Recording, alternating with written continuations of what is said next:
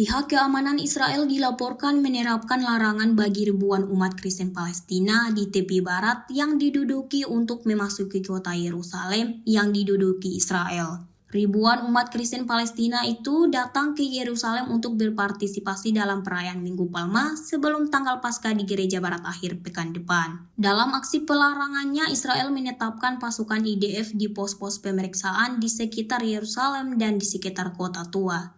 Ibadah tersebut dihadiri oleh para uskup dan imam serta para birawan-birawati dan sejumlah jemaah, sebagian besar dari Yerusalem sendiri dan warga Palestina di Israel. Pihak berwenang Israel mewajibkan warga Palestina yang beragama Islam dan Kristen untuk mendapatkan izin khusus untuk melintasi pos pemeriksaan militer di sekitar kota suci tersebut dan memiliki akses ke tempat ibadah, khususnya Masjid Al-Aqsa dan Gereja Makam Suci. Download Tribun X sekarang, menghadirkan lokal menjadi Indonesia.